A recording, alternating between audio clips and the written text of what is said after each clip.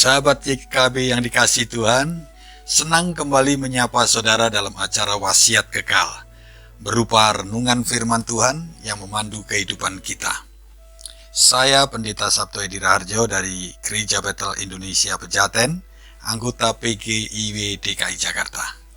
Renungan kita hari ini, Kamis 25 September 2025, ditulis oleh Pendeta Esi Eisen dari GKI Halimun, Jakarta, dengan judul Saat Napas Berhenti, yang dilandaskan pada kitab Mazmur 146, dan yang akan menjadi pusat perenungan kita adalah Mazmur 146 ayat yang keempat.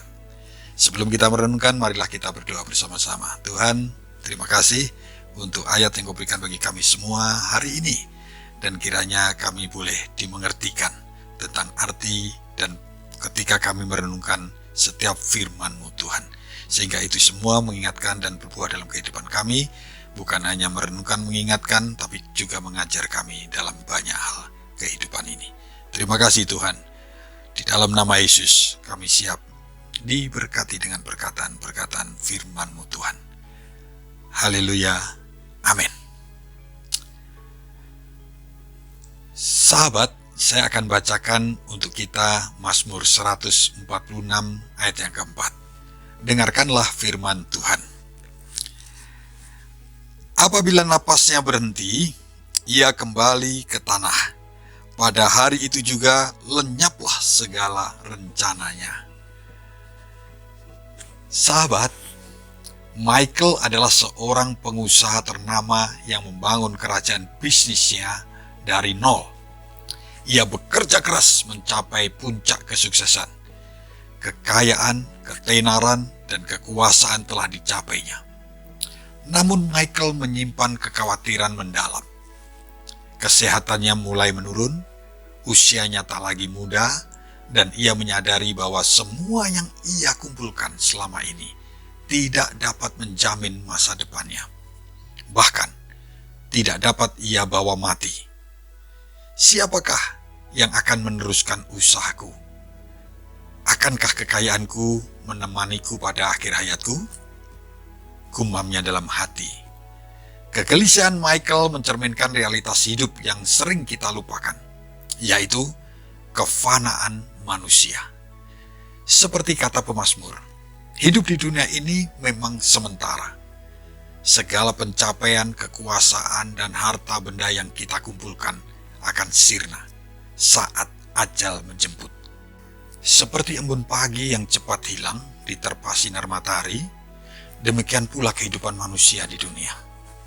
Pesan ini bukanlah untuk menakut-nakuti, tetapi untuk mengingatkan kita akan kenyataan, supaya kita tidak menaruh harapan pada hal-hal yang fana.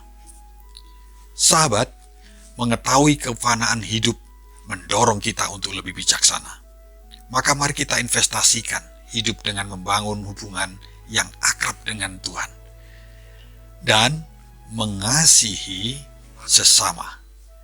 Setiap hari adalah kesempatan untuk menghidupi teladan Kristus dengan menjadi jalan berkat bagi sesama. Dengan demikian, meskipun raga kita akan kembali menjadi debu, warisan iman dan kasih kita akan tetap hidup dan berbuah. Mari kita berdoa atas renungan kita hari ini. Tuhan, terima kasih Engkau mengingatkan kembali tentang kefanaan hidup kami, keterbatasan kami, bahwa kami tidak akan hidup selama-lamanya. Dan biarlah selama kami Engkau berikan kesempatan untuk hidup di dunia ini, kami merenungkan hidup kami setiap hari untuk bukan hanya diberkati Tuhan, tapi hidup kami juga mampu dan terus dan harus menjadi berkat buat semakin hari semakin kepada banyak orang. Karena itulah yang bisa kami wariskan, itulah perintah-Mu untuk kami mewariskan atas dunia di mana kami berpijak hari ini. Terima kasih untuk menyadari terus-menerus hidup kami terbatas. Waktu hidup kami juga terbatas. Dan bukan lamanya kami hidup, tetapi bagaimana kami hidup. Itu yang menjadi perenungan hari ini. Terima kasih Tuhan untuk firman-Mu. Di dalam nama Yesus kami berdoa. Haleluya. Amin. Sahabat, demikian renungan kita hari ini. Jangan lupa subscribe, like, dan bagikan kepada banyak orang. Semakin banyak, semakin kita menjadi berkat bagi banyak orang. Tuhan memberkati.